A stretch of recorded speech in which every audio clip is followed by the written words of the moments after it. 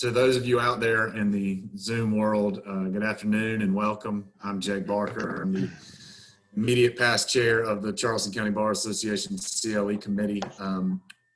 As you all know, we provide throughout the year continuing education opportunities for the membership. We try to do around 40 hours a year, all at no charge to members of the county bar. And this is one of those programs. Normally, in normal times, we'd be meeting in person, but unfortunately, the way things are, we're still meeting via Zoom. So we will make the best of it, and we will certainly try to make this as entertaining for y'all as possible. A couple of things just for housekeeping. First off, we will be sending in registration for all the members of the bar that attend to the Commission on CLE up in Columbia. But in order for us to do that, we need everyone that's a member that's attending to go ahead and send us your name and bar number in the little whatever you call it on Zoom that you're allowed to do it with, the chat function, I should call it. And that way we can have a record of your attendance. Some people already know to do that or are bringing it in, so I appreciate that. Also, throughout the next 2 hours, at a couple of break points, we'll send out a poll. It's just a little one question, yes or no. You just need to reply to the poll so we can make sure you stayed for the full time for the session. And that way we can make sure that everybody that has been here gets their required hours. If you have any issues, you can always reach out to me, or you can reach out to Kim Steele. She's the secretary of the county bar after this session, and we'll go from there. Obviously, when you get your report, hopefully it'll already be reflected and there won't be anything for you to do. But in the event that it's not, we'll certainly do whatever we can to help you out. But with that all being said, again, I'm Jake Barker. I know it says I'm David Wolf on the screen, but I'm just using our county bar president's login to do this. So that's what that is. We'll go ahead and get started though. Today we're going to hear from Gary Smith and Landon Smith. Gary is the Vice President of Insurance Office of America Risk Management Division. He's been a leading consultant for construction for a number of years. He's provided advisement to legislative committees in regards to insurance litigation and all over Florida, and on topics such as the statute of repose. He's presented to the ABA as well as the Florida Bar Construction Law Institute. And he's qualified as an expert witness in both state and federal court. So those of you litigators out there, Landon is the strategic risk advisor for a real estate practice group at the Insurance Office of America, and he works with Gary's team in several capacities, including subcontractor enrollment, contract insurance review, and bid credit analysis. And with that, I will turn it over to these guys, and we'll go from there. Thanks. All right, Jake, thank you so much.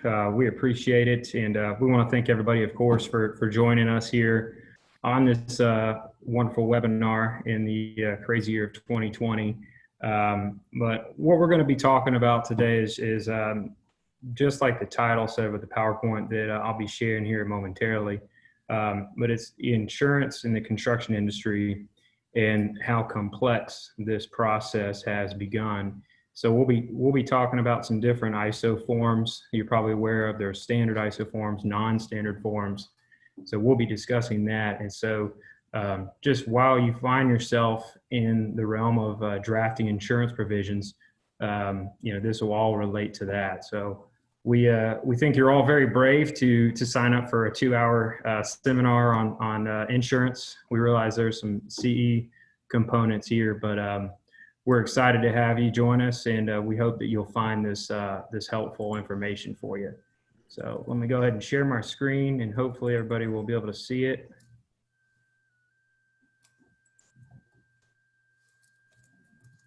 All right, Gary or Jake, can you tell me if that's visible? I can see it fine. Thank you. Okay, great. So we'll get started. We have our bios here for you. Just want to tell you a little about ourselves. And Jake, thank you for introducing us. I will go ahead and mention that as young and as youthful as Mr. Gary looks, he actually is my father. And I'm excited to work with him on this. He's probably forgotten more about insurance than I know. And so he's seen it all. He's been in a lot of different situations. He actually worked on the renovation of the Statue of Liberty. So I think we're all at privilege here. We're all going to learn something today, including myself. So I just wanted to mention that. So, and then the disclaimer, we just want to be clear with everybody that this is not intended to be a complete resource of the insurance market out there. We're going to be including, again, some non-standard ISO, some standard ISO, and our interpretations or opinions of that. But this isn't intended to be a complete end-all, be-all. There are hundreds of endorsements out there, hundreds of ways that they're interpreted. So we recommend reaching out directly if you find yourself looking at these and asking for their interpretation about that, about each endorsement. So just begin, Gary's going to start us off with some attorney warnings and precautions for safe usage. Thanks, Landon. Again, thanks for your participation. I'm bringing a couple of slides in from a presentation that I made to the ABA. I designed an owner's manual, if you will, for doing construction project-specific type insurance products, such as owner's-controlled insurance products or contractor-controlled insurance products. And as you know, when you get your new Ford F-250 or whatever, and you're looking at your owner's manual, the first thing that stares you in the face are a bunch of warnings on pretty much any product that you buy. And so I devised 3 or 4 slides that were really designed for attorneys. And these are what I call my precautions for safe usage. And I want to kind of take you through some of those because this presentation is designed around things that I've experienced over my career when working with lawyers in complex construction risk.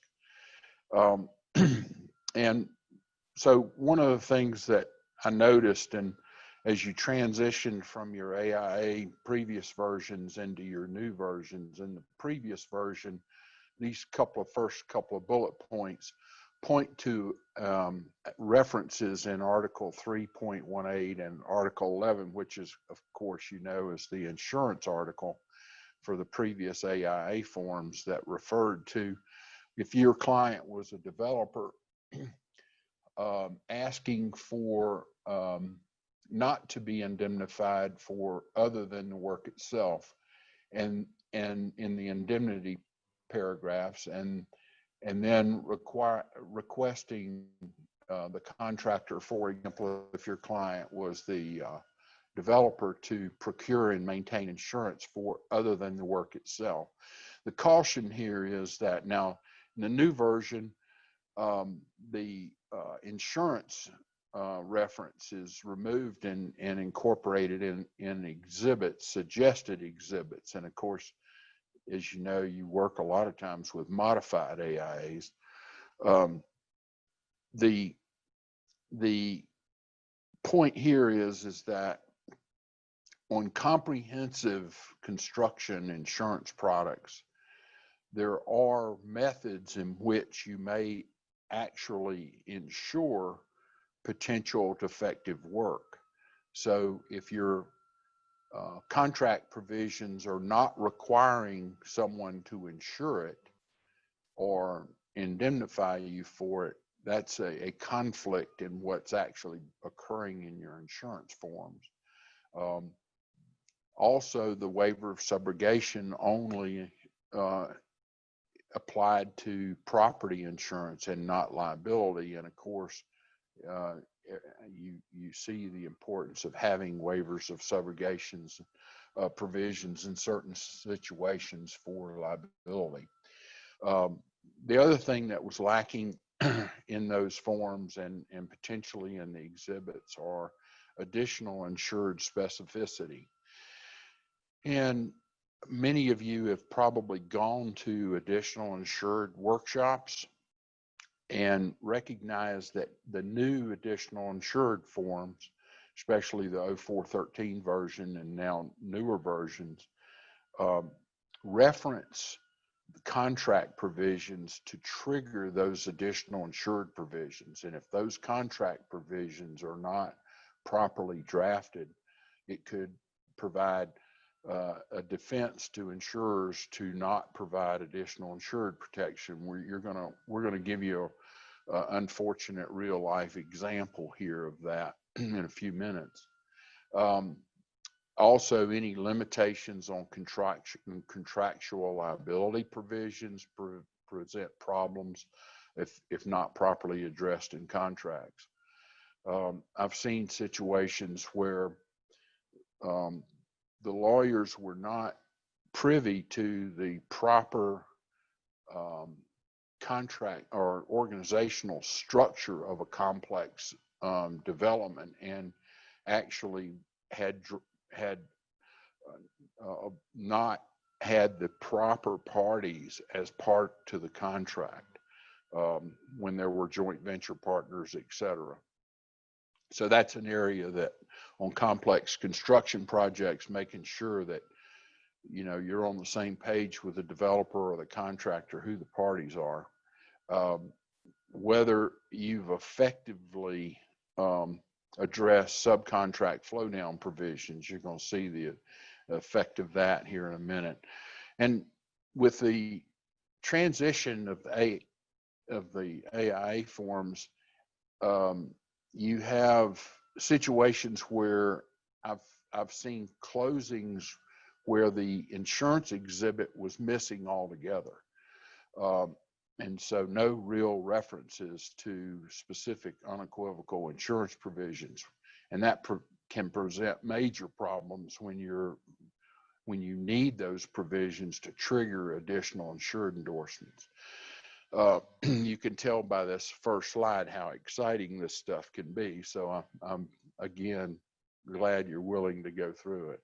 The next slide, Landon, I think you're controlling the slides.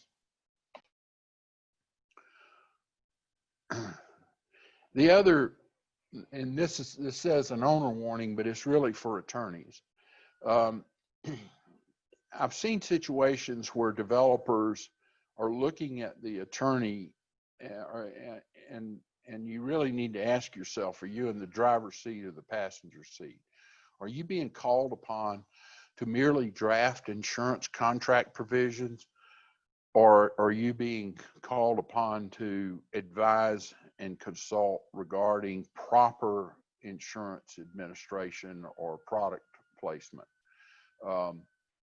Also, what degree of knowledge and experience does the sponsor or developer or whoever your client is possess with the products being discussed or strategically placed on a complex construction project? They may be doing a condo, for example, and it may be their first attempt at doing a condo. And then what is their attitude regarding such things as coverage, cost, and the administration of those products? You could be dealing with a developer who has very little interest in this issue other than the cost or cost effect of it.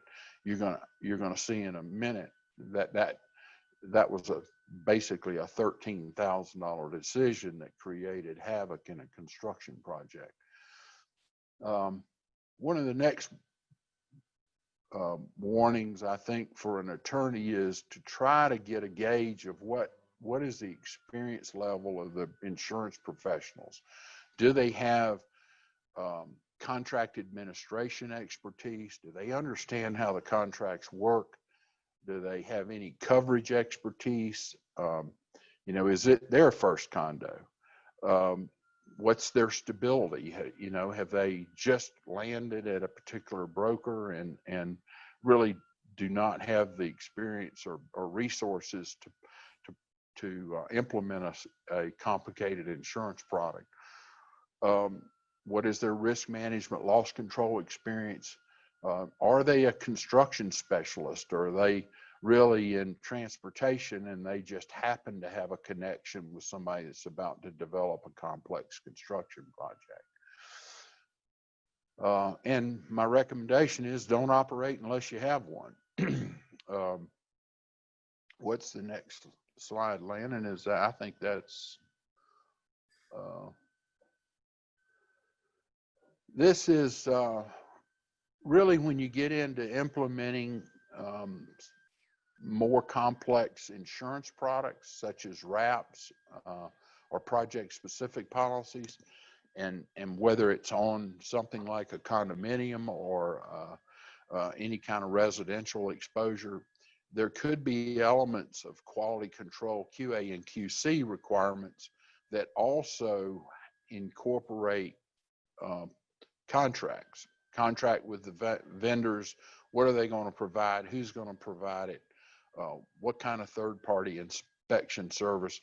Most insurers on especially residential or habitational risk do not want to rely on just municipal inspectors. They want good quality control on waterproofing, on you know, site conditions, vibro compaction, things of that nature, and they want that provided by a third-party vendor. The other area that you may find contractual obligations occurring is in the area of administration.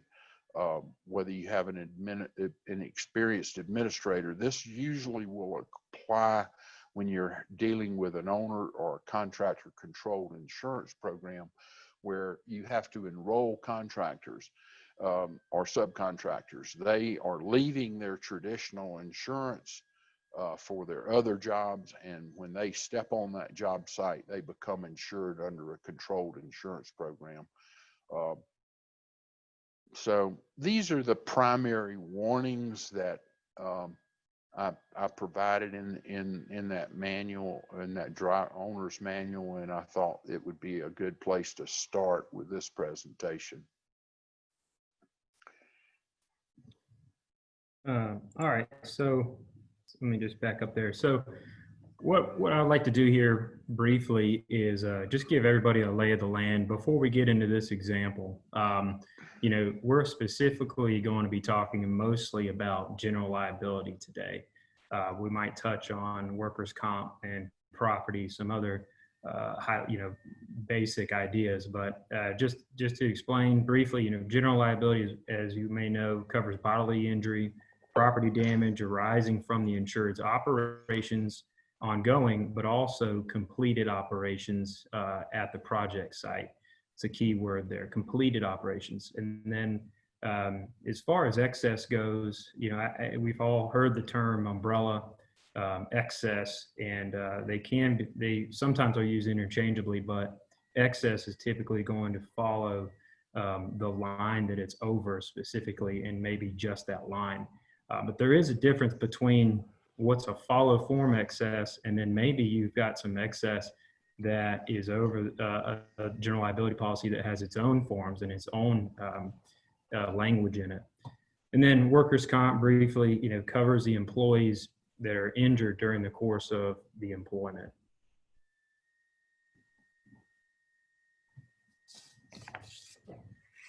Let's see here.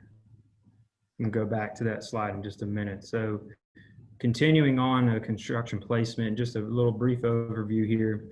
You have builder's risk, covers the property damage to the project during the course of construction. That could be a renovation, the current structure there while a renovation is going on. It could be the foundation. So it's more, it can be more than just the property that's being built. And then builder's risk could have some language that could limit the coverage for faulty work. So there is an endorsement that is currently available in the marketplace referred to as Leg 3 that will actually broaden the coverage for faulty work. And we'll talk about that a little bit later. Some other lines to think about, pollution liability, pretty basic, covers a third party bodily injury, property damage, defense, and cleanup as a result of a pollution condition. Can be accidental, which would arise out of those contracting operations. And a lot of times these are purchased with a extended completed ops endorsement that's going to have what you would hear as a tail coverage for that. And then another one is that's not as well known as owners or contractors protective professional indemnity. Now, this is basically to provide professional liability coverage for the owner or the contractor in case the architect or the engineer's insurance is unavailable, either because their limits have been exhausted or just did not respond. So that's also known as OPPI. And then you have subcontractor default insurance, all right, also known as SubGuard. And this is just basically instead of the contractor relying on surety bonds or performance bonds, that is a product that can be purchased to step in lieu of a bonded subcontractor.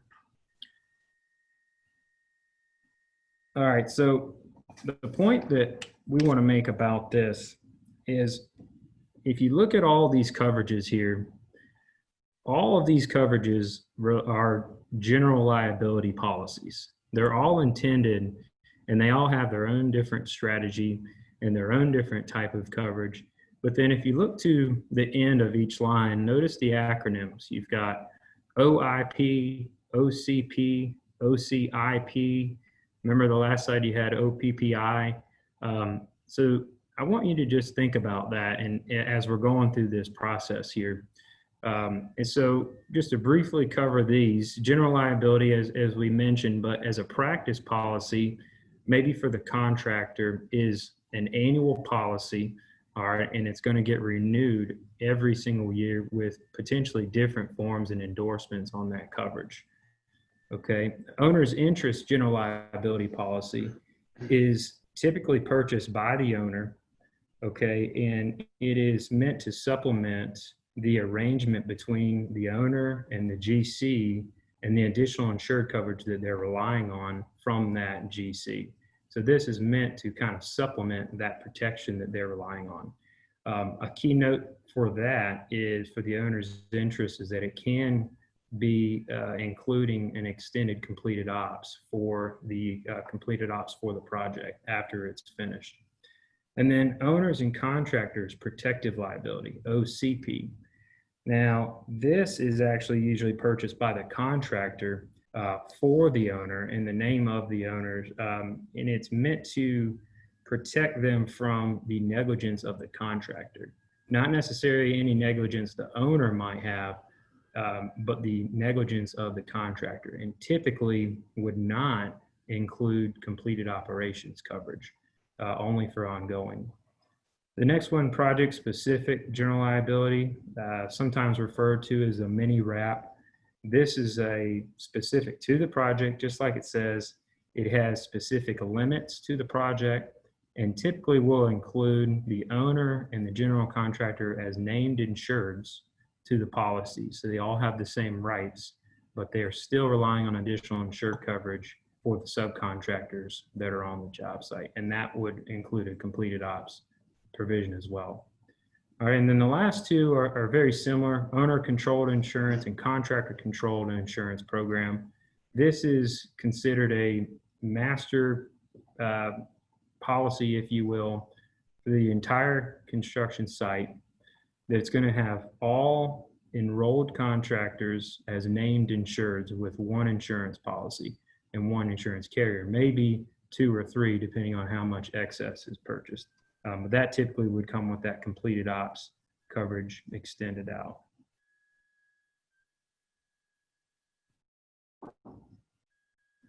All right, so let's talk about builder's risk for a minute.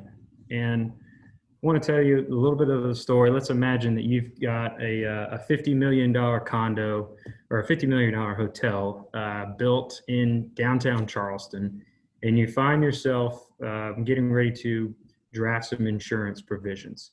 And I think the feeling that I get sometimes is that some people can have kind of a check the box mentality with builder's risk. It's property coverage.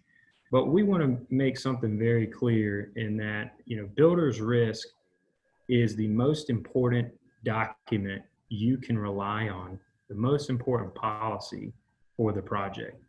If the builder's risk doesn't work and it doesn't pay out, then you've really got a problem.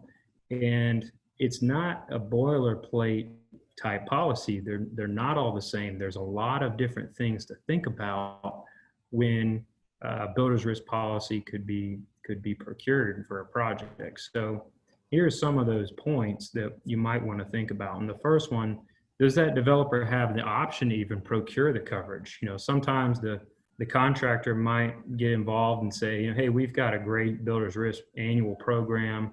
We use it on all our projects.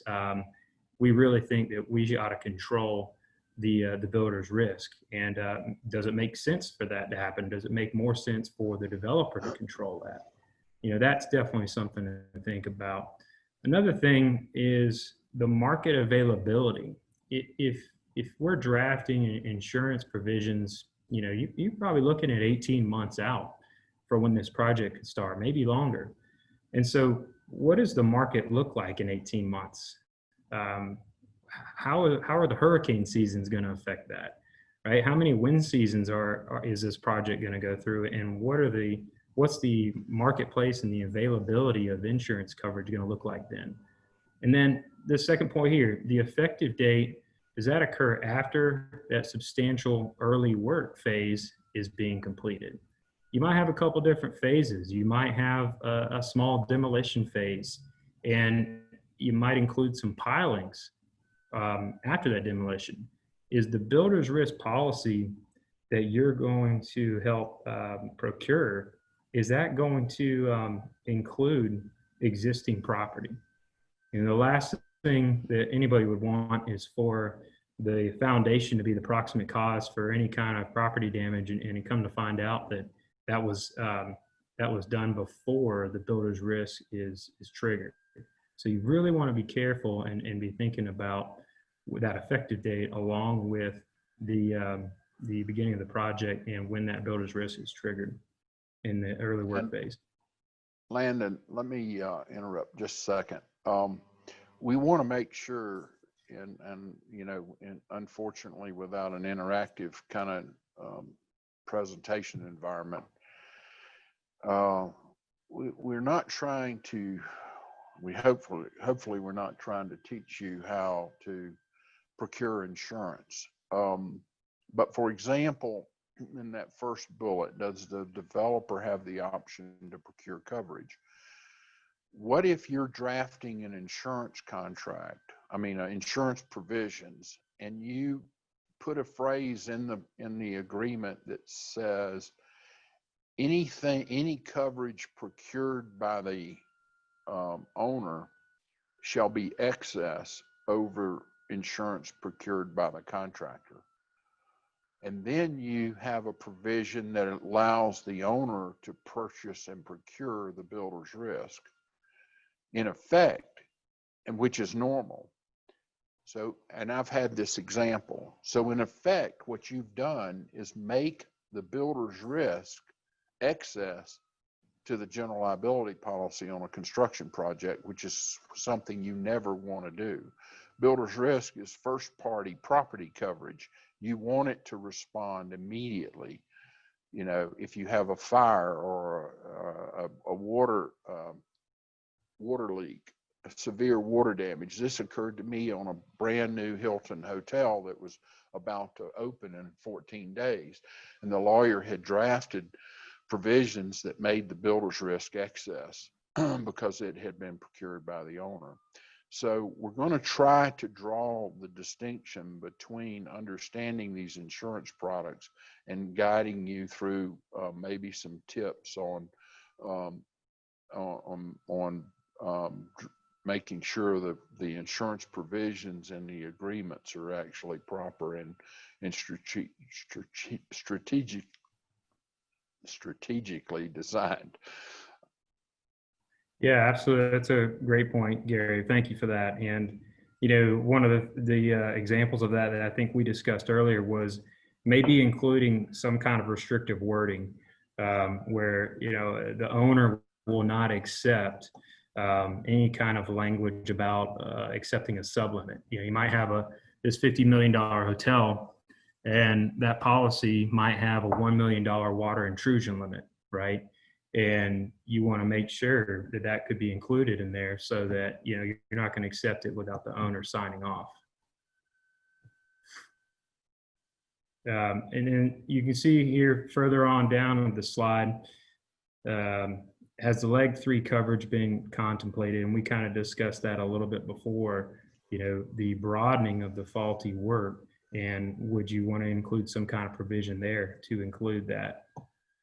I want to spend a minute with it on that, Landon. So let's back up on that slide. Most people believe that, like workers' comp, all the policies are the same. Landon pointed that out. There can be nuanced differences between builder's risk policies. Most people would assume that a builder's risk policy would cover what's considered resulting damage. But certain builder's risk policies will exclude all, and you're going to see an example of how broad some of these defective work endorsements are. And this is, of course, thanks to all the litigation that's occurring around the country on defective work. And I'm sure you're all familiar with that, and a lot of the cases involving what's an occurrence and whether an occurrence can be considered defective work. Florida had a famous case, JSUB, and First Homes, that went to the Florida Supreme Court that dealt with a lot of those issues.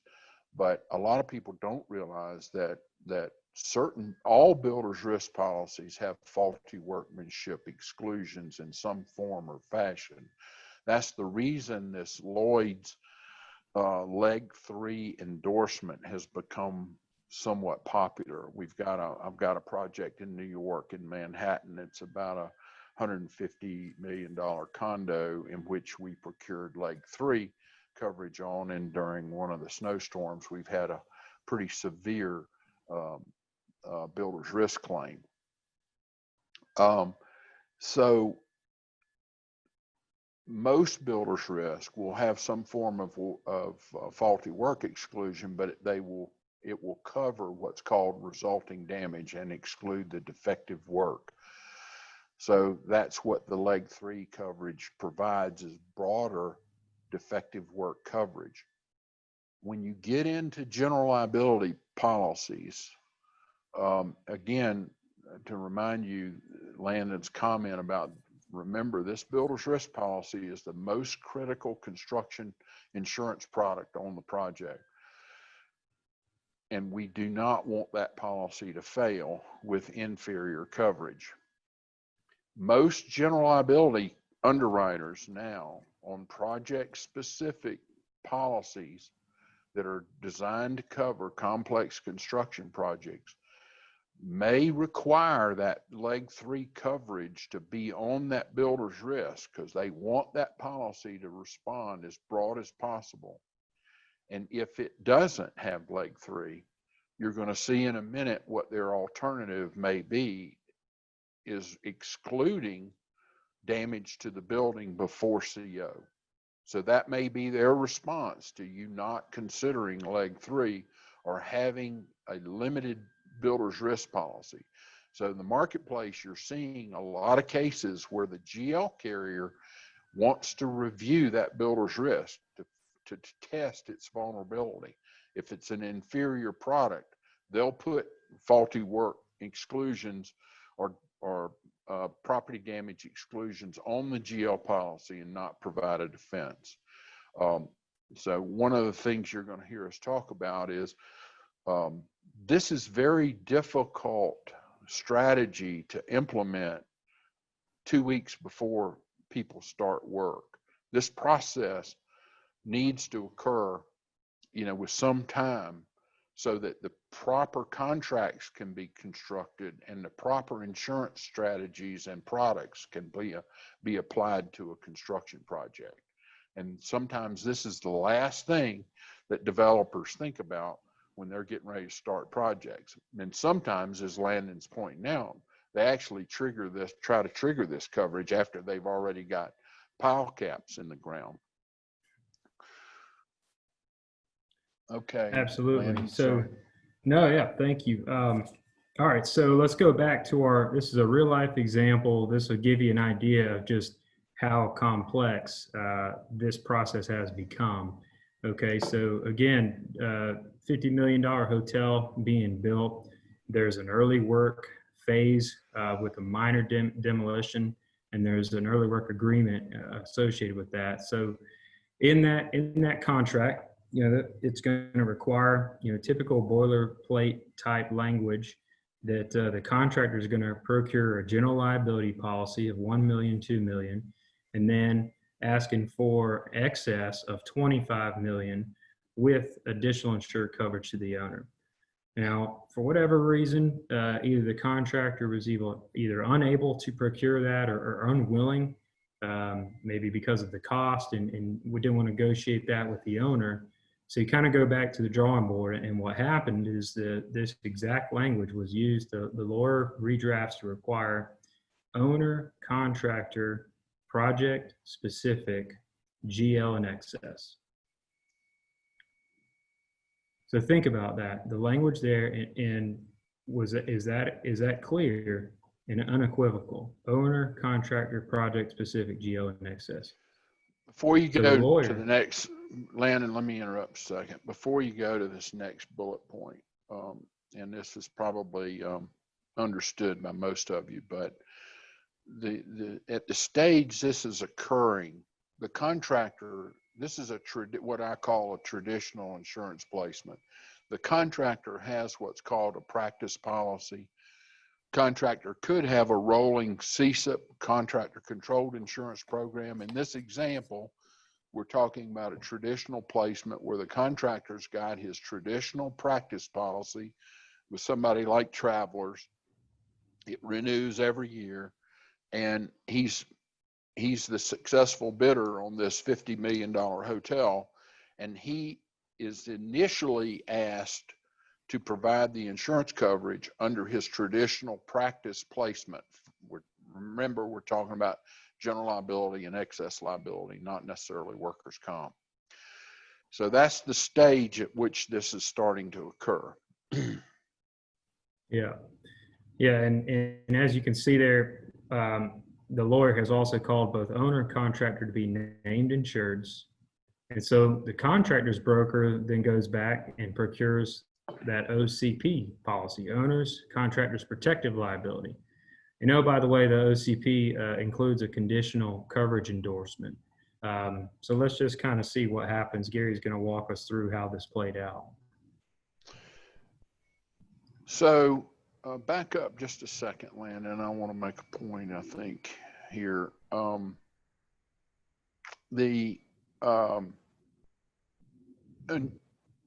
In most cases, when you have a complex construction project, there should be a strategy to develop, and most of you probably understand this, but when Landon was referring to what's called an extended products and completed operations endorsement, what that endorsement is intended to do is to convert that 1-year occurrence policy to a policy that provides coverage for that project through the statute of repose in the particular state that you're in.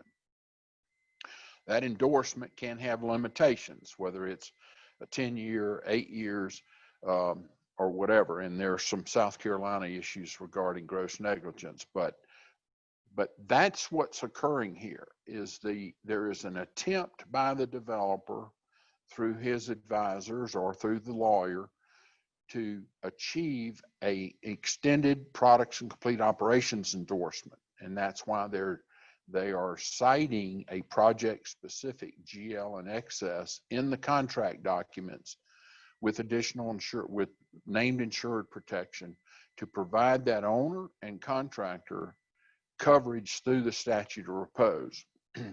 And we'll probably visit for a minute the obvious benefits of that.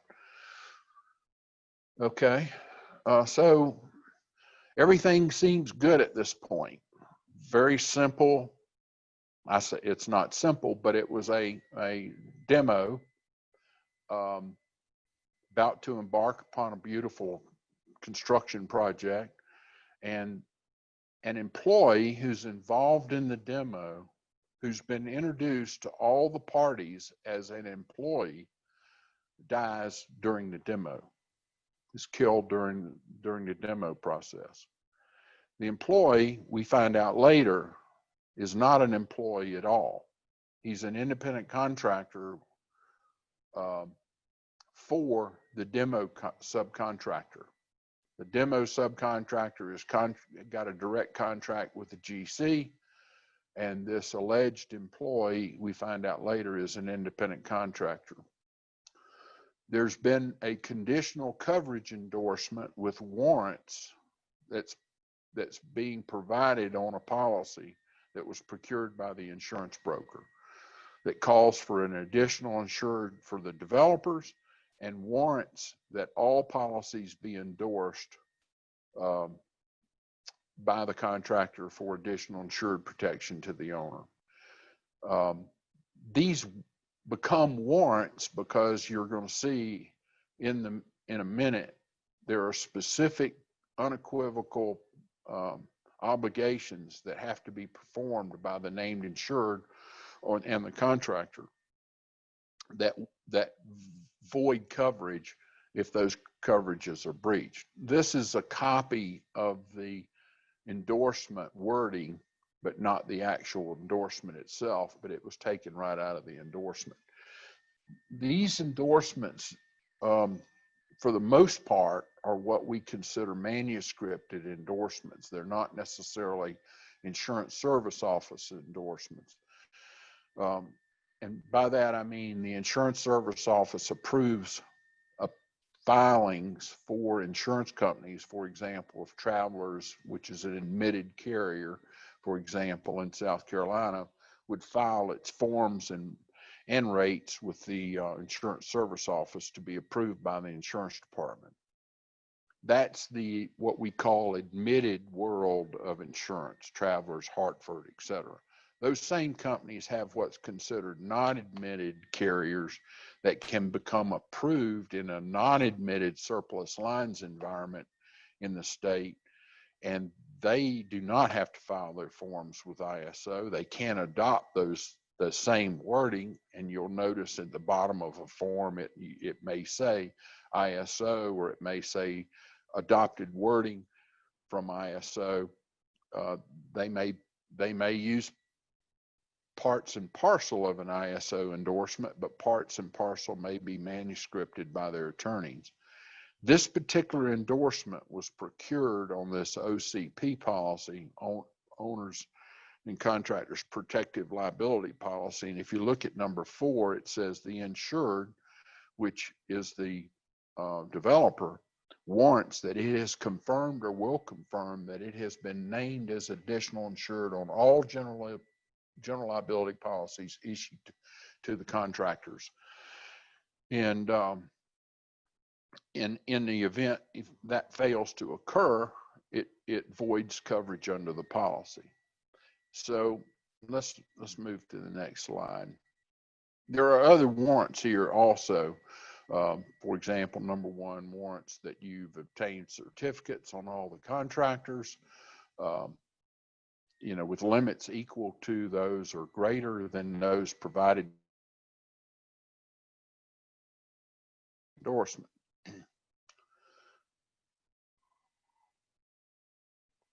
What's the next slide, Landon?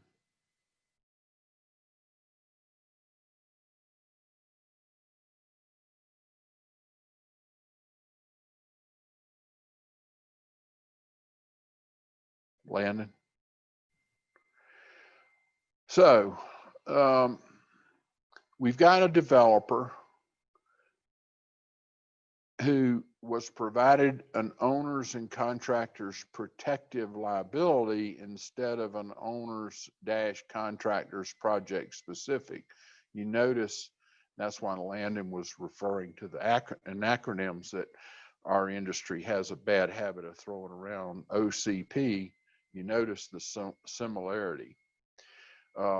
Well, when the claim was tendered to the carrier, the developer's OCP carrier denies coverage and defense due to violations of the conditional endorsement.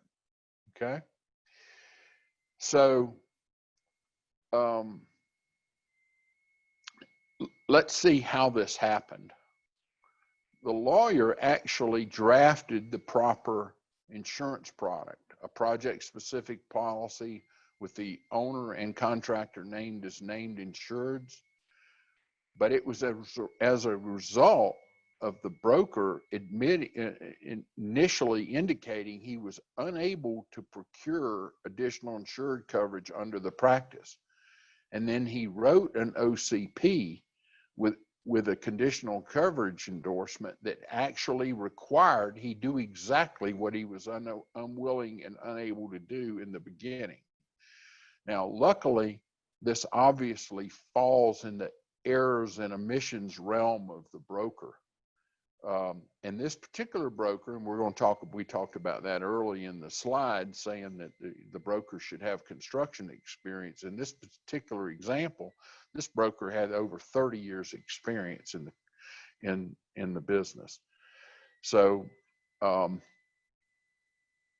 the lawyer involved in this was a little nervous because they had specified a product and they were unsure as to whether maybe they had specified the right product. In fact, they had. But you can see why these insurance provisions can get tricky if you're recommending coverage or being asked to recommend coverage products that may or may not be the proper ones to apply. The contractor's practice policy carrier denied coverage due to the fact that the additional insured endorsement required contractual language requiring the contractor to name the developer as an additional insured. Well, the contract didn't need to do that because it wasn't supposed to be relying on that practice policy to respond at all. That's why the lawyer drafted a requirement for the carrier, for the project specific policy to provide named insured coverage for both the owner and the contractor. So imagine this scenario now occurring with a death claim on a project that hasn't even started yet. And then imagine combining some problems with the builder's risk where, they wanted to start piling before the builder's risk was put in place. They didn't cover the existing property. The builder's risk excluded resulting damage. In summary, you've got a pretty interesting mess with several lawyers and several experts involved. Let's go to the next slide, Landon.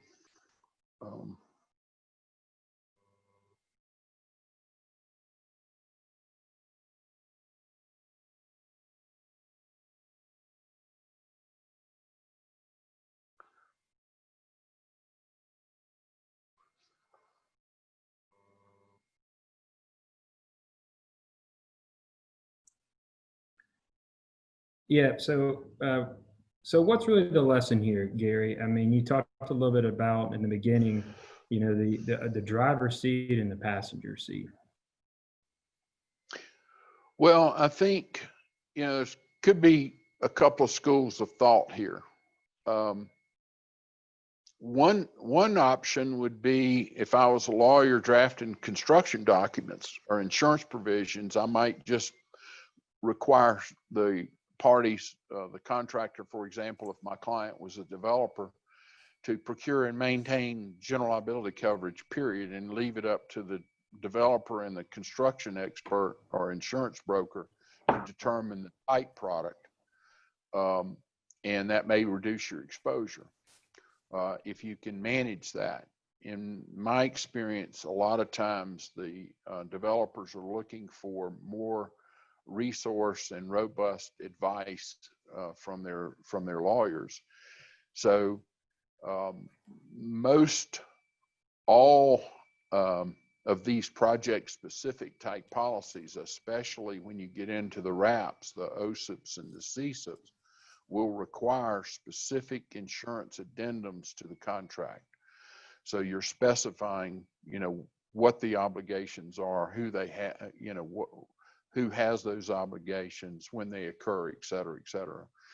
I think one of the lessons is that this is not a process that needs to occur, 2 weeks before work starts or whatever. It certainly should point out the necessity to not have people on the job that don't have executed executed contracts. All the additional insured endorsements, all the recent ones, specifically require certain contract provisions to be incorporated in the construction documents to trigger coverage.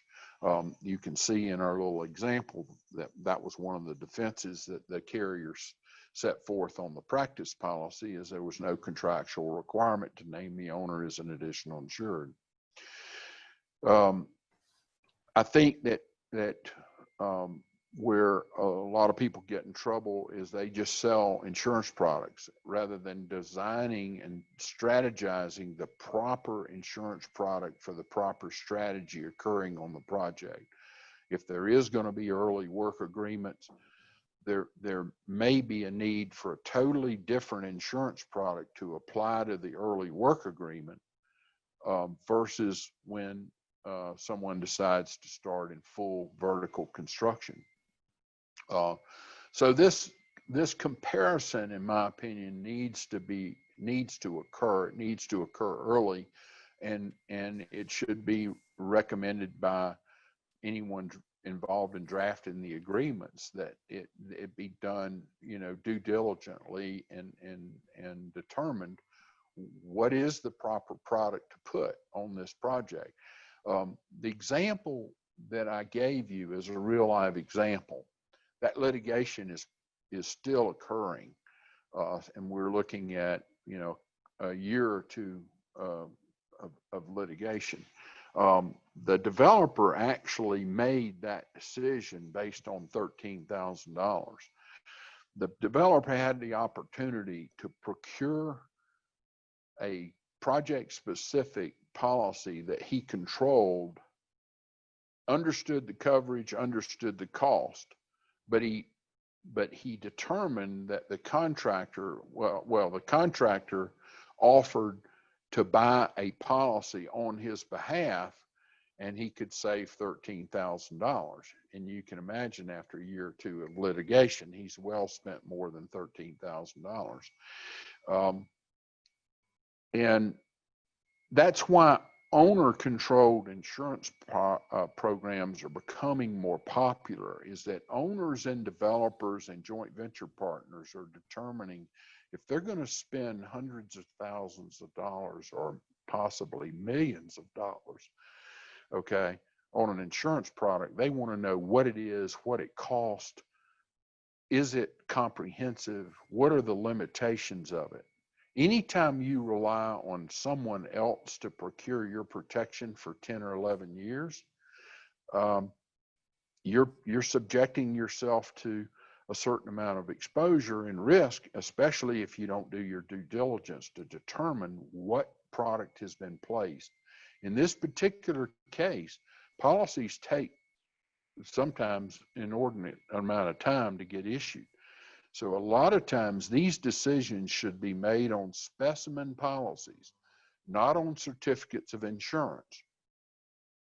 So you can't wait sometimes to see the actual policy to make the decision of which strategy is best for your client.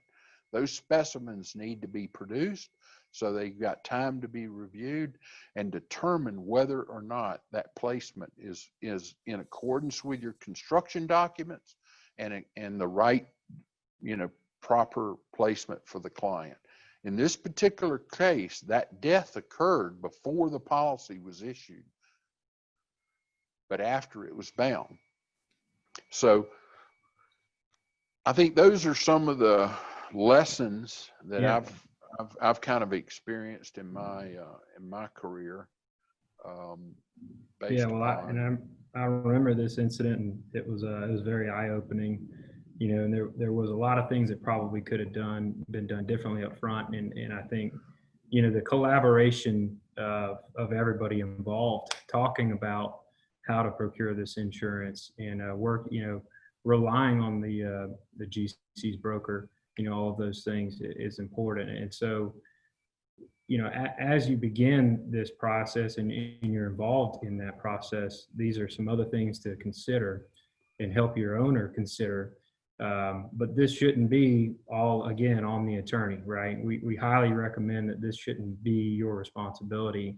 It should be a collaboration experience and should be obviously included with the brokers. So obviously you before got a you cost leave, comparison. right, before you leave this slide, you're going to see that anytime you have to rely on coverage and an occurrence to cover a for example, defect, you want to try to anticipate whether there is a program out there that can provide coverage through the whole statute of repose. These RAPs, OSIPs, CSIPs should be considered project-specific policies. After a lot of people think you can't put these projects on anything less than 100 million in construction value. Basically, that's a mathematical issue now. After the real estate crisis, these products got repriced all the way down because there was no work. And now they're climbing back up in price due to all the construction defect litigation that's occurring around the country. But these are the type analysis that need to be made and feasibility reviews that need to be made regarding what is the right product and what's the right price to cover the exposure that the client wants covered. Yeah, absolutely. And all costs associated with that, right? It's not just the premium that everybody has to think about, but what might risk management fees, if there are bid credits or sub credits involved, really want to consider all different revenue streams or costs. Let's talk about subcredits a minute, just since you mentioned it before we move on. If I'm a developer, just to role play a minute, I'm a developer and I'm getting ready to build a $50 million hotel, and I decide to entertain a project specific type policy, and I'm going to be providing the coverage for a GC or subcontractors in lieu of their practice policy.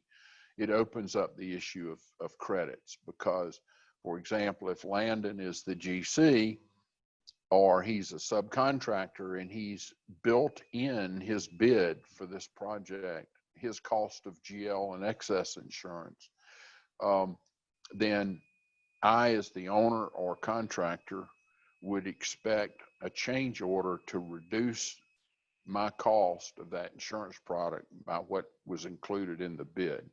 So it's a very simple process, but it is a discussion that needs to occur on all these. Keep in mind, before I want to revisit something I just forgot about, when you're talking about follow form excess, the defense positions that the GL carriers took on that death claim on that demo were the primary carriers. But once that primary carrier triggers that defense of no coverage because of various reasons, it allows the excess carriers to follow that position So that $25 million tower fell right in line with all those defenses. So the developer was sitting there completely bare with respect to policies that were purchased on his behalf by the contractor. Now, the one thing that saved this potentially was that the lawyer drafted proper flow down provisions in the contracts to invoke requirements of the contractor to flow those insurance requirements down to the sub. So the demo subcontractor, whose so-called employee independent contractor basically caused the loss, was required to name the developer as an additional insured in the contract between the contractor and the subcontractor, demo subcontractor. So the proper language in the contract ended up being in the contract between the GC and the demo contractor that required that policy to name the additional insured, name the developer as an additional insured, which triggered the additional insured endorsement. Luckily, that demo contractor was required to have 10 million in limits. Also keep in mind that these additional insured endorsements can limit themselves to what is required in the contract. So if you put a requirement in a contract that says you only got to have a $2 million umbrella or excess liability policy, that's all that carrier may be obligated to provide. This particular contract provision was orchestrated between the GC and the demo sub to provide 10 million in limits excess of primary and name the developer as an additional insured. So that policy, even though outside the control of the developer, as well drafted by the lawyer, accomplished enough protection, they hope, to procure coverage and protect the developer, even though he spent $47,000 to buy a policy that didn't provide protection because it was improperly placed. So, in that case, the lawyer did a good job of drafting recommending the right provisions between the GC and the sub, which protected the developer. I hope that makes sense. Yeah, there's a lot going on there for sure. And I just wanted to make a mention. We got a couple questions that are coming in, and what we're going to try and do is, if we have time at the end, we will try and take a few questions. But if not, you're certainly welcome to reach out to us directly at the end here and ask us some questions. So I'm going to go ahead and we're going to do this first poll. Jake, if you want to jump on and explain the poll, I'm going to release it now. Yeah, thanks. Y'all just respond yes to confirm your participation. You should see it pop up in your on your screen there. And let me know. Just send a message to me directly if you have any problems with it, or to Kim. It should be up.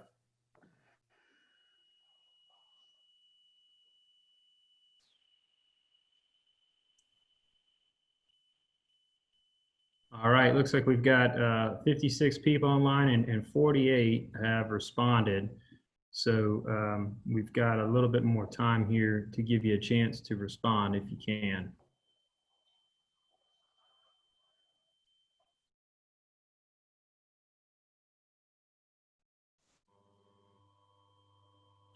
And I guess if you're having some issues, like Jake said, you can reach out to Kim.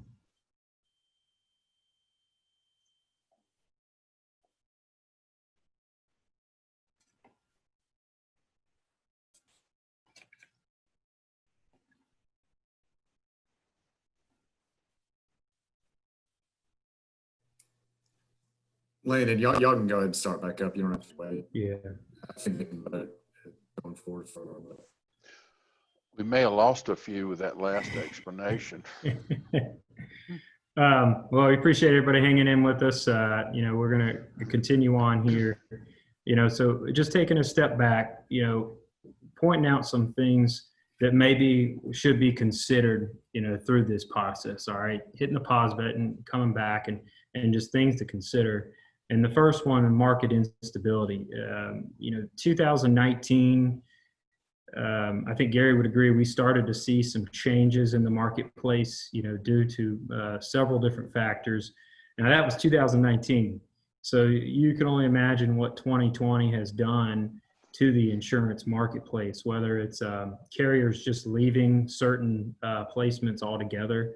So it's been very different this year, and we see it to continue to change. And so that's something to think about. But you might have an owner where it's all that's important to them is price, and they want to shop, right? They want to get as many quotes as they can, and sometimes that usually actually will complicate the process and mess up the marketplace. If you've got 3 or 4 brokers out there trying to procure insurance, and these underwriters are just inundated with opportunities that they're asked to quote, they can get a little frustrated if they get the same submission 2 or 3, 4 times, and they'll go and work on something else. So that can definitely play a role with even making it even more unstable. And then the next point here, obviously we've done a lot of work in Florida. We've done some work in South Carolina, in the Southeast, New York, all over the country. And as you're fully aware, each state's going to have its different legal rulings. It's going to have its different, just complete game to play, right? And you might not be able to even get insurance in that state. There's projects that we've worked on in New York that it might cost 3 times as much as it would in South Carolina, believe it or not. So really got to keep that in mind, is where this risk is going to be placed. Whether it's a condo, residential, apartment, commercial, I'm really hearing a lot of terms of mixed use, right? Multifamily, those kinds of terms get thrown around, and it all is going to have a bearing on the cost in the program that's put together. And then as the instability of the market continues, you are looking at the size of the project, the construction value, versus the minimum premiums. So if it may not make sense to procure a certain strategy if the minimum premiums are not being met. So that's certainly something to consider. And then Gary spent some time, discussing admitted versus non-admitted.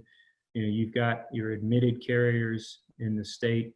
Do they have the backing of the state if they filed for bankruptcy or whatever it may be, versus some non-standard carriers, non-admitted, that don't have to file their forms with the state and in the E&S and surplus lines markets. Some other things that you want to consider is the loss experience of the participants of the project. Maybe the GC, this is their first condo. Maybe it's the owner's first condo, but what's the history of that GC? And what's their track record? Is this their first rodeo? So that's definitely something to think about. And then what are the goals of everybody's participants?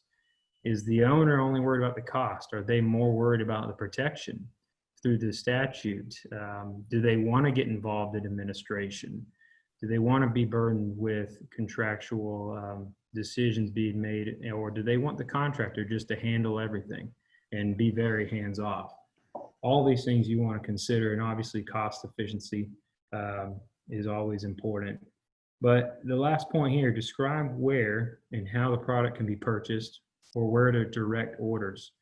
Are you going to be able to get these products, or not you, but is the insurance going to be procured directly to a marketplace, or is a wholesaler going to have to get involved?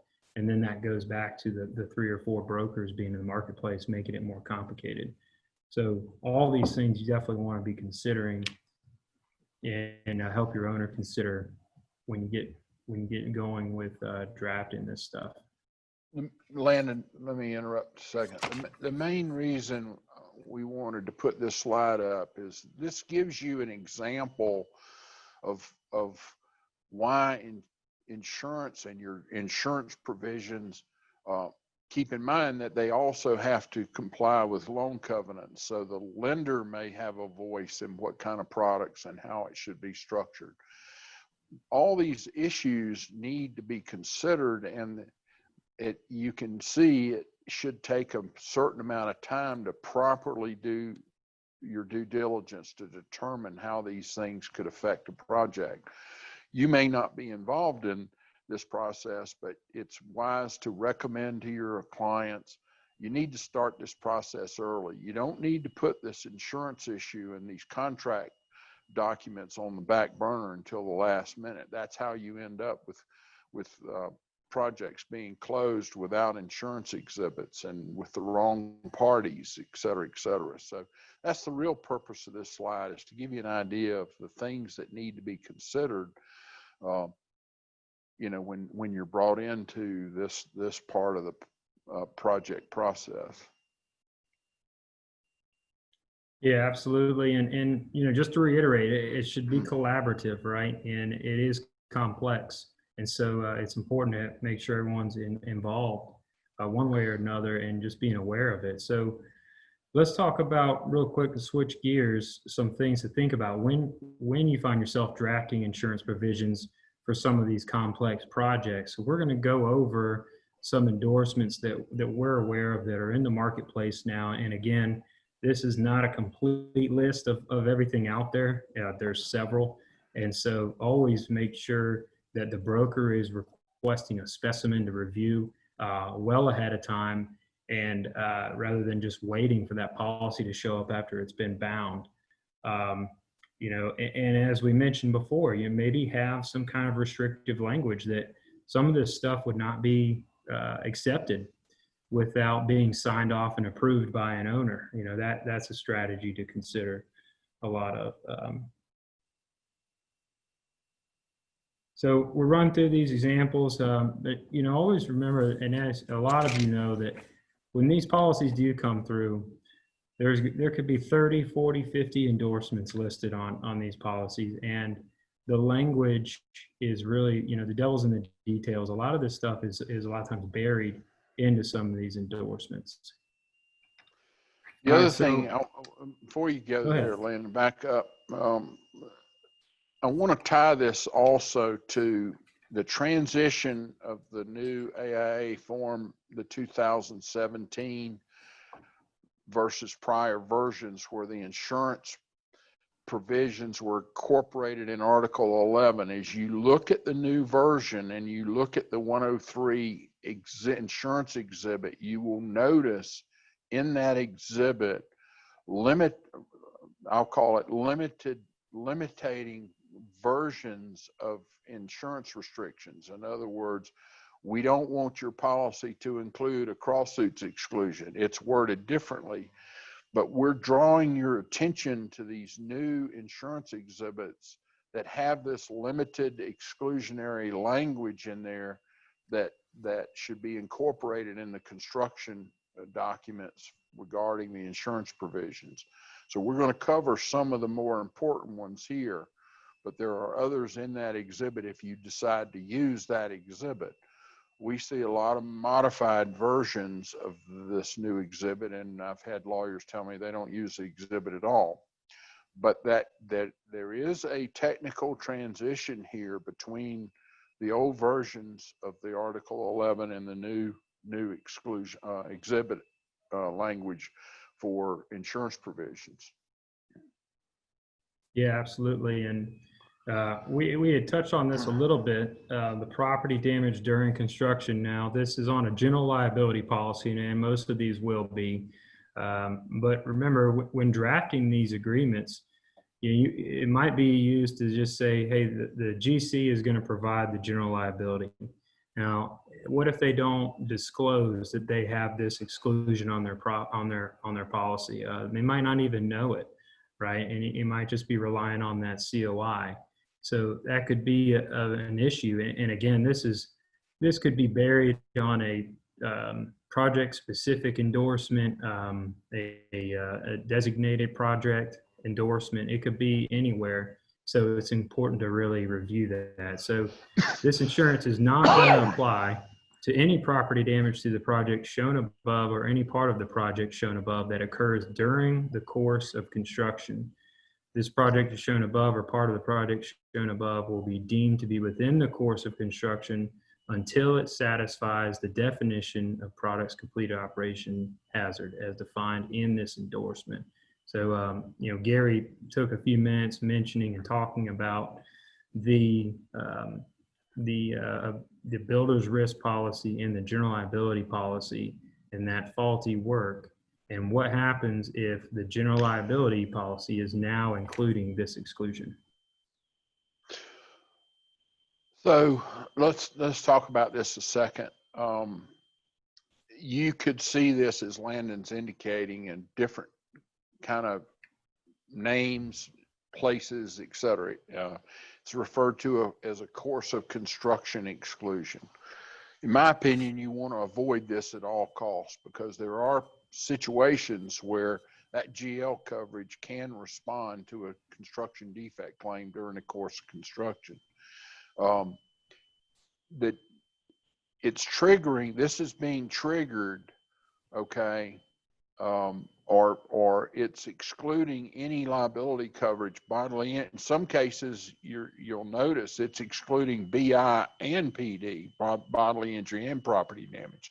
Some of these endorsements will only exclude certain elements of property damage, but it's also at the definition of products and complete operations. And when you look at that definition, that's when something could be put to its intended use, or the earlier of several conditions. One could be a CO, for example, could be defined as a temporary CO or occupied or whatever. So you have to understand how this endorsement is going to apply to that construction project and the fact that it may exist on that project.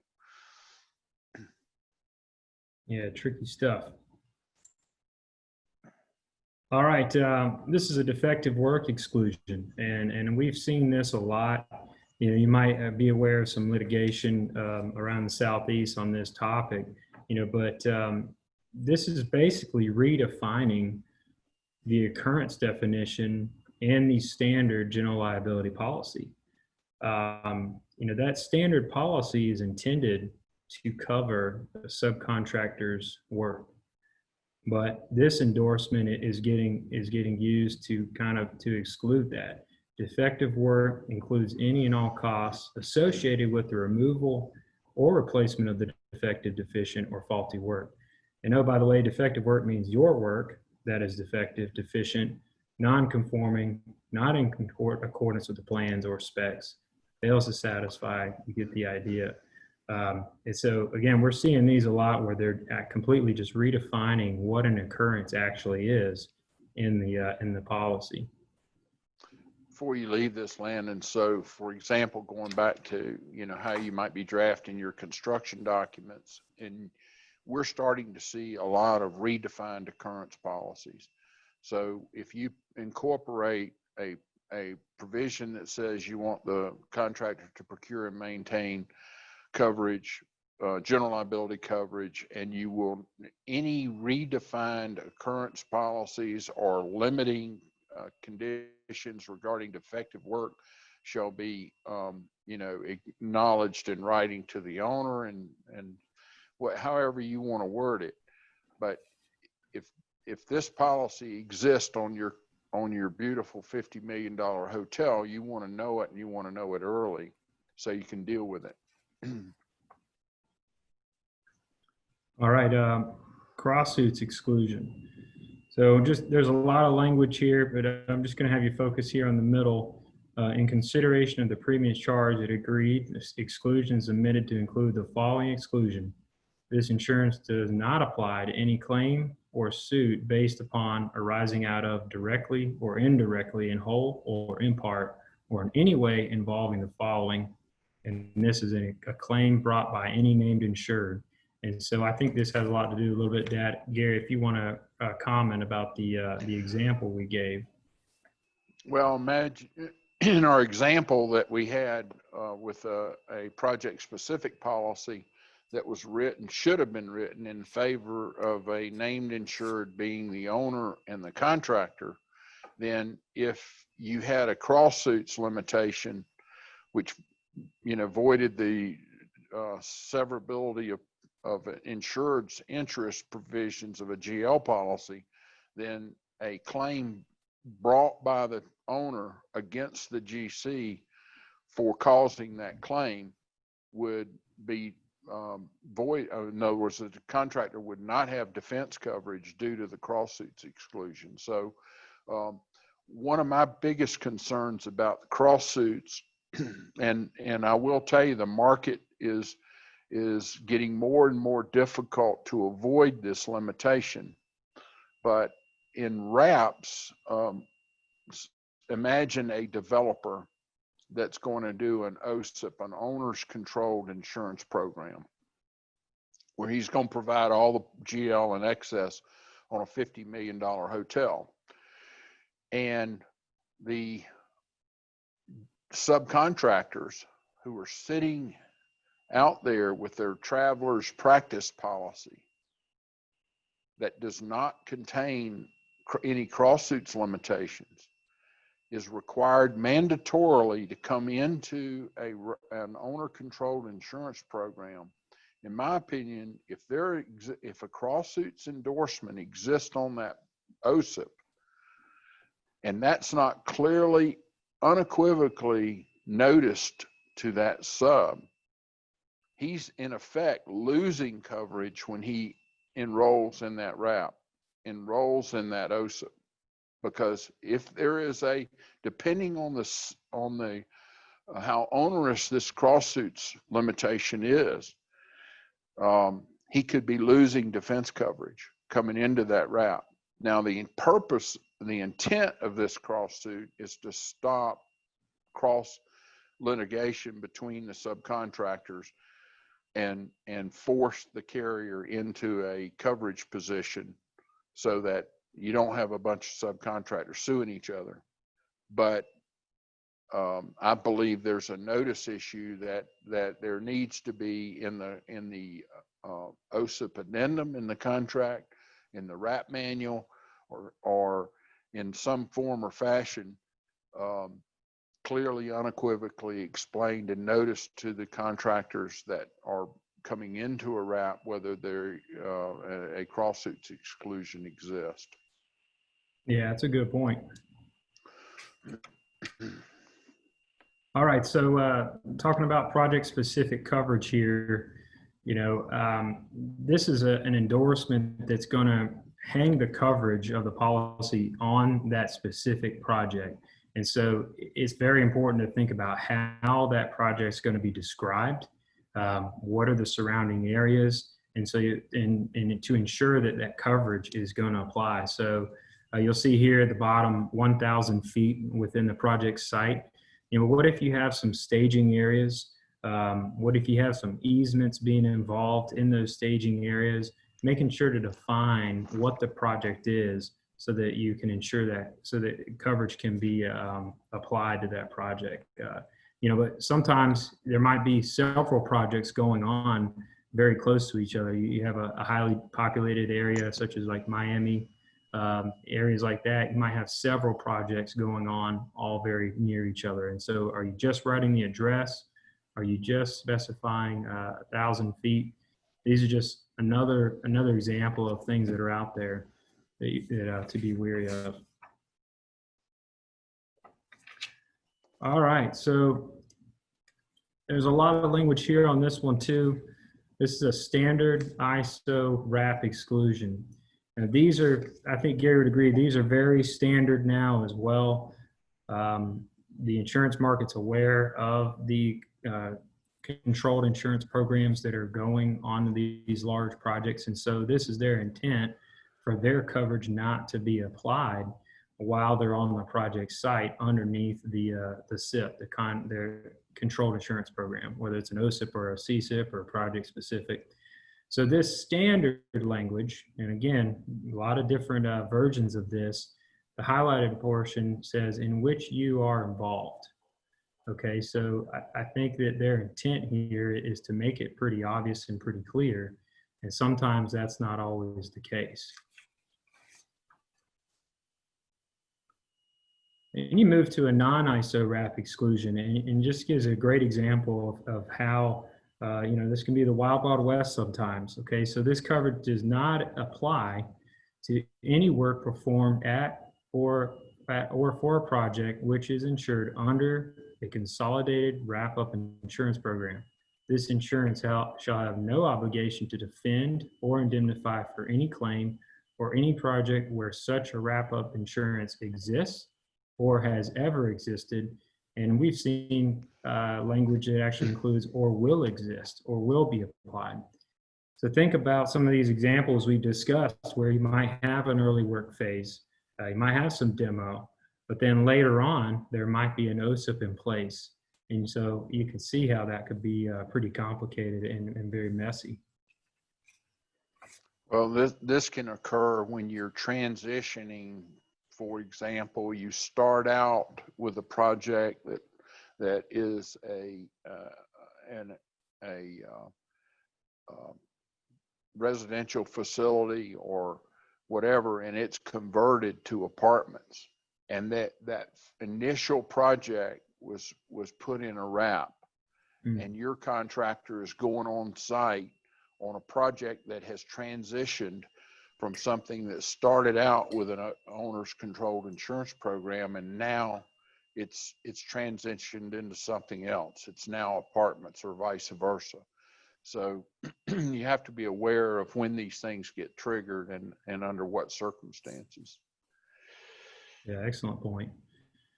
And so this is kind of a quasi-wrap exclusion. Again, just another example of the language and how complex this is getting and the trickiness of this. So you can see here the definition at the bottom of what is a dedicated insurance program. All right. So that means wrap-up programs, owner-controlled insurance, contractor-controlled insurance, or other jobs, or project-specific policy programs, whether provided by you or any other person or entity for which you are an insured. So just think about how this can apply to our example, Gary. The fact that it was going to exclude any kind of project-specific coverage, placed on that project. Yeah. So, for example, remember our contractor started out with a practice policy in which he was unable to provide the coverage, but then, under contract provisions could have been requiring to provide the coverage. If he had, and which he did, he had a dedicated insurance program exclusion on his policy, then there was never any way that practice policy was going to respond, because the intent was to put a project-specific policy on that project, on that demo work. So whenever you write a dedicated insurance project-specific policy on a project, you need to understand, are there other policies out there that are going to be needed to provide coverage? This especially gets into situations where you're coming back to a project to work on it for something that might be considered additional work. So repair work and punch list work is different than something that hasn't been completed. If a developer decides to withhold the top floor of a condo because he wants to capitalize on the market conditions, that's not repair work. That's not punch list work. That's work that hasn't been completed, and in some cases not even started. So you have to understand the nuances between warranty work, repair work, repairing something that was not improperly installed, et cetera, or work that was just delayed because they want to get more for the units. And whether the contractors that are bringing their coverage back on a job to perform work have a project-specific dedicated insurance program exclusion on their policies.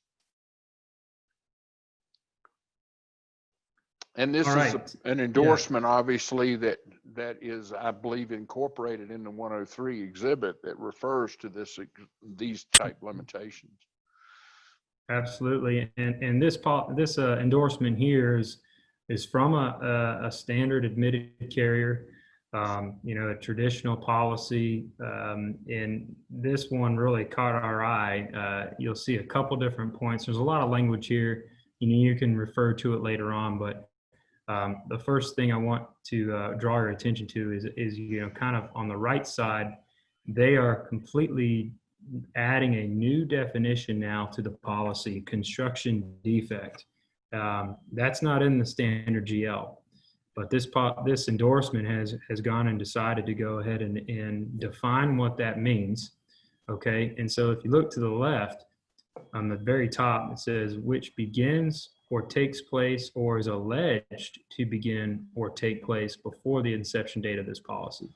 All right, and so this is a tricky one, and it's very concerning. But what we want to do here, and to summarize, is that we realize that this really shouldn't be all on your shoulders again. It should be a collaborative experience and process with the brokers. And we just felt like it would be wise for everyone to be aware of what's out there in the marketplace so that you can make the right recommendations. Because there's a lot of different endorsements being used for these specific project policies. So, our recommendation is to just get involved early and make sure that it's a collaborative experience, like I mentioned. And then if you ever need, perhaps include that restrictive language when you're drafting those provisions.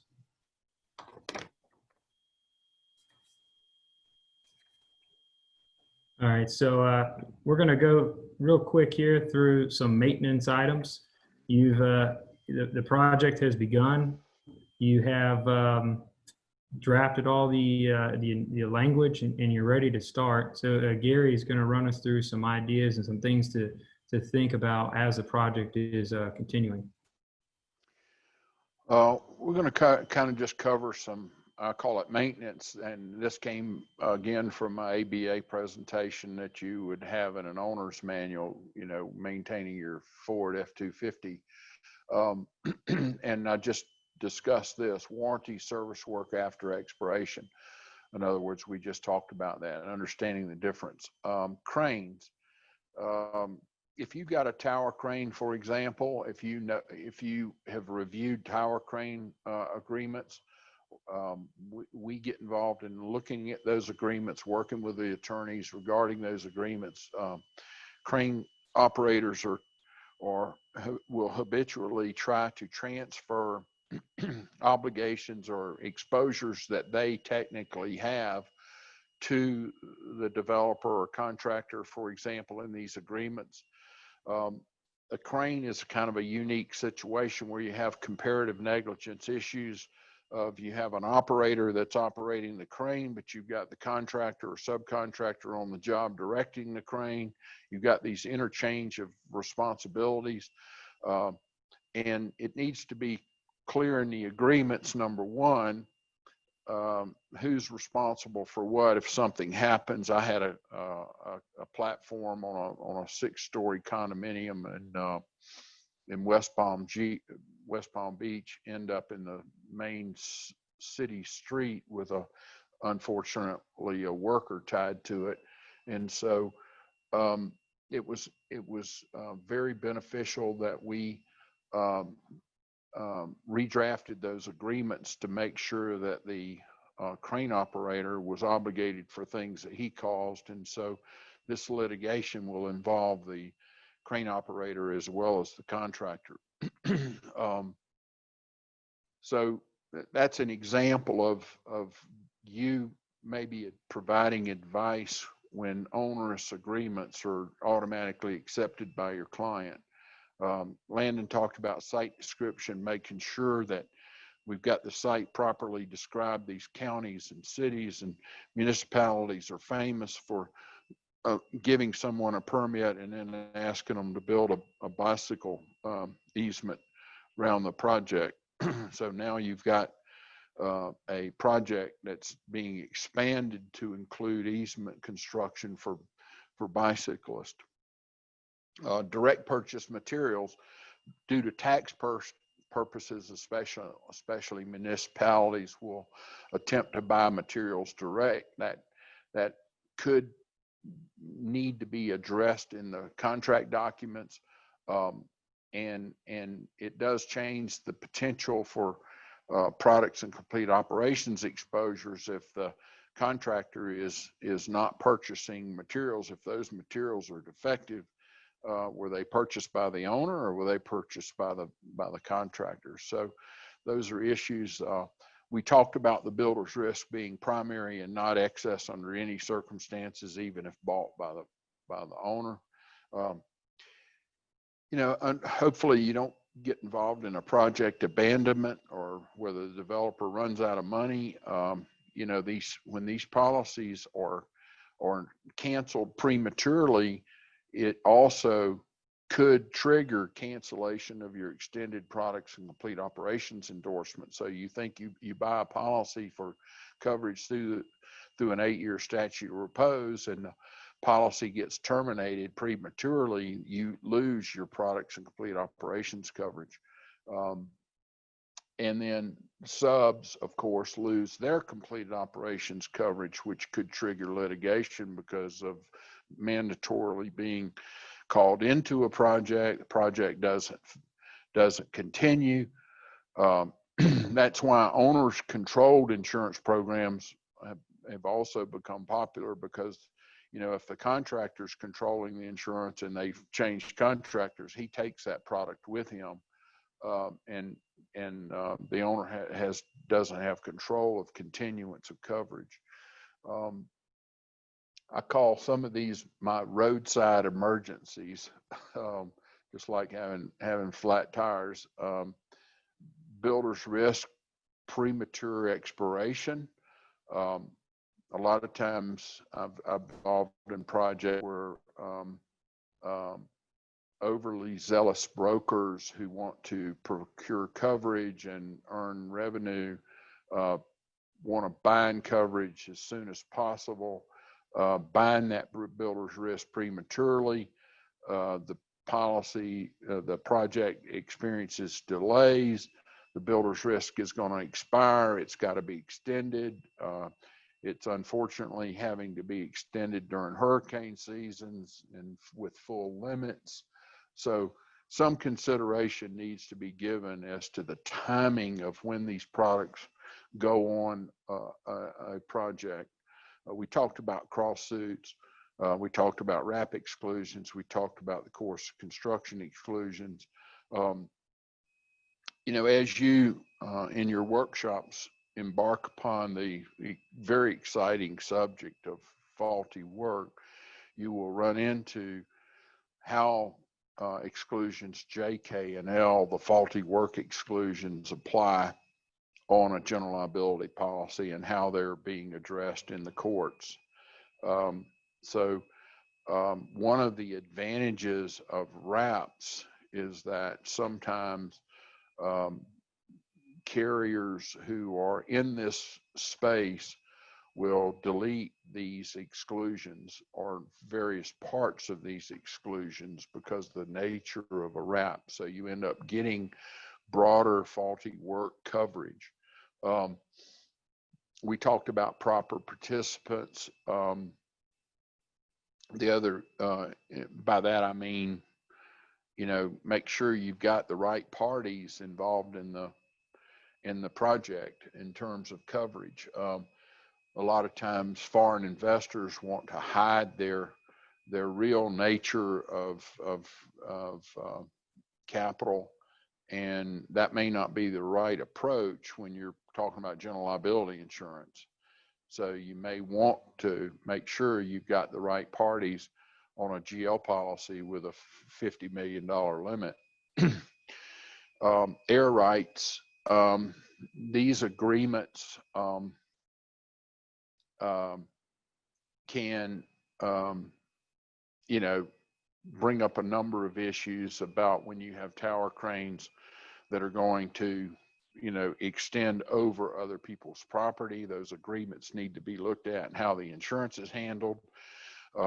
In our example that we talked about, our little case study, the adjoining property owners had settlement agreements with the developer, and those adjoining settlement agreements addressed additional insured provisions. They needed to be reflected properly to trigger the additional insured endorsement coverage that was written on the GL policy. If those provisions are not in those settlement provisions, then it potentially will not trigger the additional insured requirements that the adjacent landowners want or expect, or potentially are a result of a settlement agreement where they're saying, okay, we're going to let you build your building, but we want A, B, C, D, and E to occur. For example, you know, we want to be able to take our Mercedes to the local car wash twice a week, and you pay the bill for all the dust. Hey, and Gary, going back to builder's risk expiration, you know, that brought up another good point, you know, why it might make sense for the owners to control that builder's risk a lot of times, because you could have some delay in startup issues. You've got soft costs to consider, you know, and civil authority, for example, that was obviously popular this year with everything shutting down, and the contractor might not have that in their best interest. Well, it also depends on the sophistication of the developer. If some developers don't want to be involved in this at all, they trust the contractor, they want the contractor to be in control of it, that can work. But it doesn't necessarily mean that you still aren't involved with respect to making sure you understand what you're paying for and how it's being applied.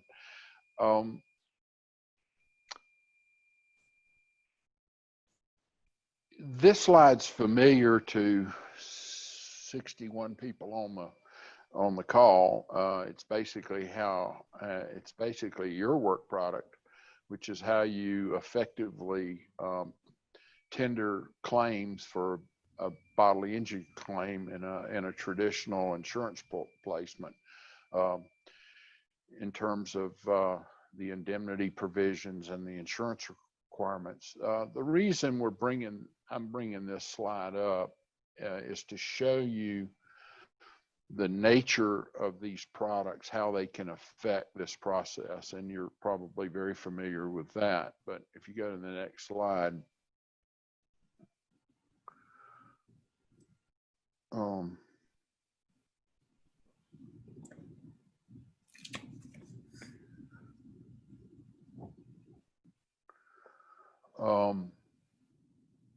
this is kind of this is the kind of process that can occur, and this unfortunately looks like my claim in New York. We unfortunately dropped the side of a building off a 25th floor through an apartment complex. So whenever you get into complex construction issues or defects, you know, all the subs start, you know, posturing, you know, whether it's, you know, the stucco sub really caused the electrical claim or whatever. And it can get fairly complicated, and the carrier's posturing about whether they want to provide coverage or not, or whether the additional insured issues were affected properly, or whether there's a cross-suits issue.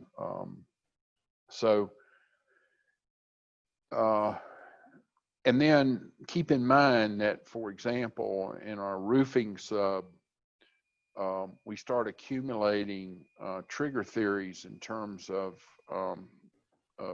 of which carrier is actually obligated. When did the defect manifest itself or trigger? Over a period of time, for example, a roofer that may go on an apartment complex in 2020, in 2022 may have picked up on an occurrence policy, may have picked up a very broad habitational exclusion that actually excludes coverage for any habitational related work. Even though he had coverage in 2020 and 2022, he didn't have any coverage because he picked up a broad apartment exclusion. Yeah, I think something that really stuck out to me on this one, Gary, was just how many insurers are involved there at the bottom. How many filings are involved here, and as the marketplace continues to shrink, a lot of these subs have the same carriers, right? And so you've got one carrier behind the stucco sub, might be the same carrier behind the window sub, and this is only 15, 16, 17, and 18, as you've got a statute of 8 years or 10. How many carriers can actually get involved in something like this? One of the reasons I recommended that we not take questions during the seminar, I've done this several times, is that that this stuff gets convoluted and somewhat complicated, and I try to use case studies or examples or experience to try to put this in context of what makes sense. And when you get questions that maybe send you into certain tangents, I feel like I'm not a very good speaker, but I feel like I could potentially lose my audience in trying to provide certain messaging. But we did get a question that I happened to notice earlier about why in the world would you ever do a wrap? This is one of the slides that may encourage you to consider a wrap, an OSIP or a CSIP or a project-specific policy, if it's the right strategy for the right project. I'm not trying to promote any particular product. There are cases when depending on the nature of the developer, it just doesn't make sense to recommend, and the contractor can a lot of times provide much better, broader protection, much more cost effectively. So you have to analyze each project on its own, and you've run into phasing and when the project's going to start, what's the experience of the sponsor, et cetera, et cetera. This is the ugly part of our business, is when you have a serious claim or a complex claim, and this part starts. But the next slide just before I go to that, we're going to do our last poll here. So I'm going to go ahead and release that to everybody if I can figure out how to do it. All right.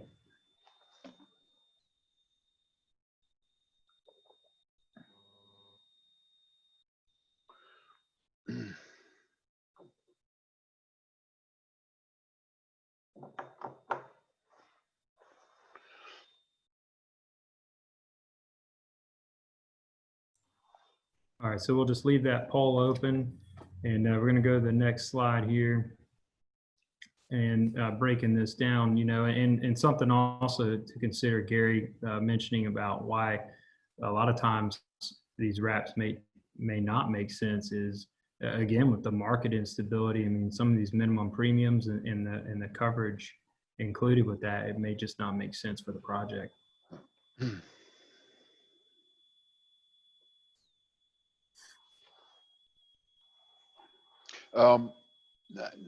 Your poll is blocking my slide, but I think I can speak to it. You're going to be looking at a much more simplified claims process, hopefully, if you are in a wrap. And I think that's one of the benefits of looking at wraps, is the claims process. When you only have one or two carriers responding, you may get a better opportunity to simplify the claims process and get a response out of the insurers. That's not necessarily the case, but it is certainly one of the proposed advantages of considering a wrap.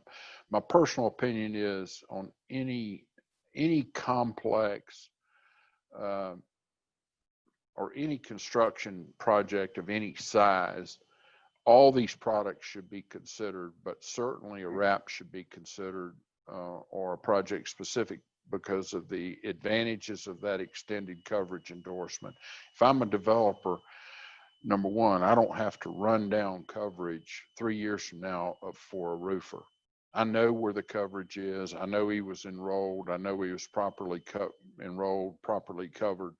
So I don't have to chase down that carrier. I know who the carrier is, and I hopefully have got a much more simplified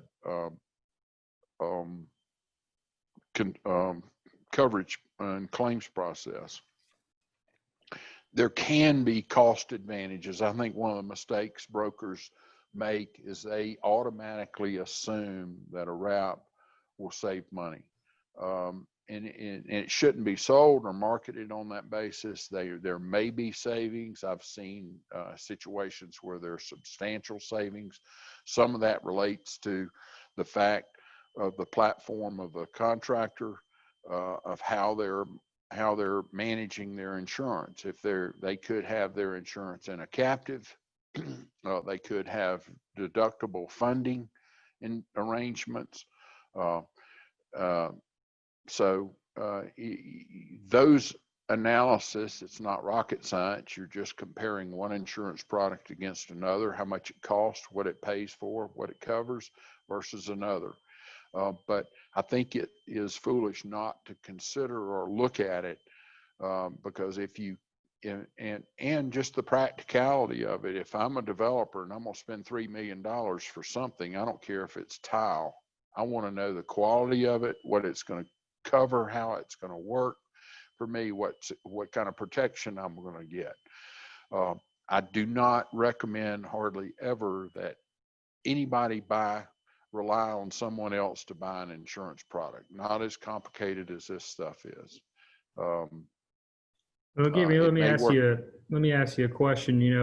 I think with any of these project-specific placements, whether it is a wrap or if it's, even an owner's interest, how important is it to have a carrier that you feel has a good reputation? Or, what if you have a carrier that, hey, it's the cheapest price, but they don't necessarily have the best reputation? Is that something that you think is important when you're going through this comparison? I think that, reputation is, you may have a bad reputation because you didn't pay a claim. That may not be the reason you're not a substantial player in this marketplace. I think carriers have to be looked at for what they're providing, how they're providing it, what they charge for, just like brokers. This is a very limited marketplace. It's very unstable right now. It's getting even more unstable. There are limited number of markets. They are restricting coverage in the construction defect area. Capacity for excess.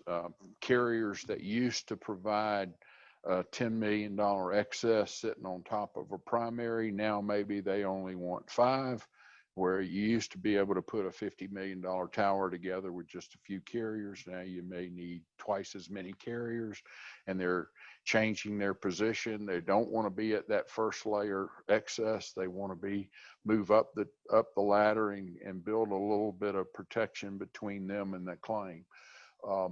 We're seeing more captive involvement where the developers are taking higher self-insured retentions and moving some of that exposure into the captive to try to reduce their cost.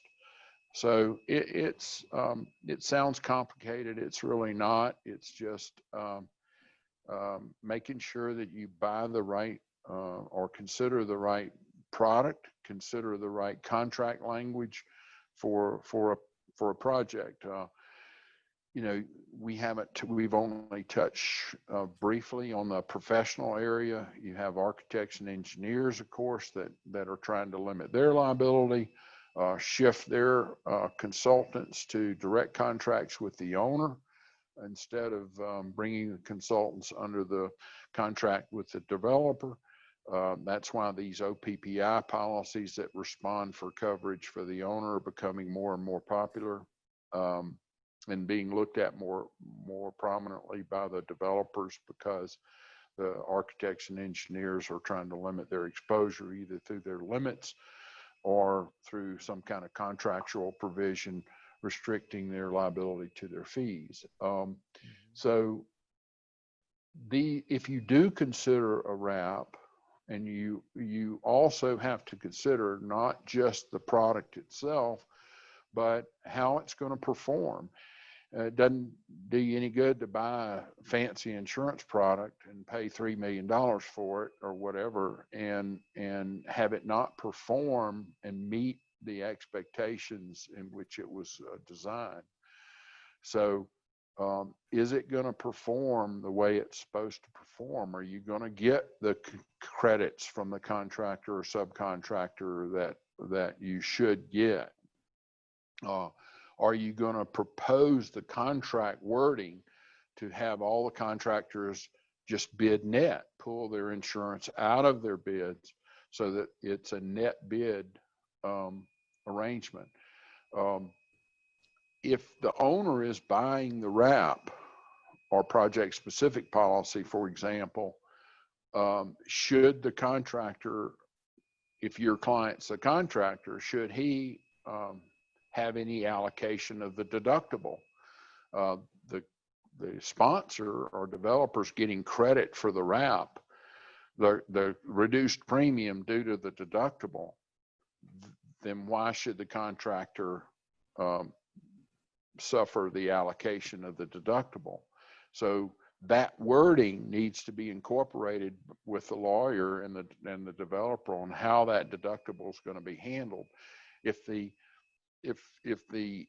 contractor has a strict hurricane preparedness procedure and they ignore it, or they allow subs to smoke under the building and cause a fire, there may be good reason to allocate a $50,000 deductible. So that's an issue that needs to be addressed in the contract documents. You know, what's the experience of the broker? Term too short, we talked about that. Limited work agreements need to be really considered, because you want to avoid having two insurance companies on a foundation, and then off-site fabrication. Wraps do not cover off-site fabrication unless they're addressed in some form of endorsement. And with shell contractors that are building certain type wall sections or things of that nature off-site, that needs to be considered when you're looking at a wrap. So the OSIP maintenance or CSIP maintenance, this slide really applies to both. These are just sidebar issues that need to be looked at.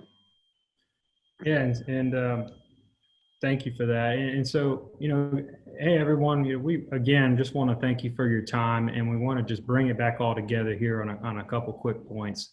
Just a kind of a checklist that we put together, and you've heard us kind of hit these themes throughout the presentation. So just clearly and unequivocally specified in the type of GL and excess property coverages, including which endorsements and which are restricted, which need to be approved, and then have the drafted clear insurance provisions restricting limiting coverage endorsements is that severely affecting the coverage available to the project. And then have you allowed enough time for the client to review, including specimen policies from the broker prior to any work being performed? You know, again, this is a process not to be shotgun started a couple weeks before work starts. And then just confirmation that of the recommended insurance meets all the contract requirements.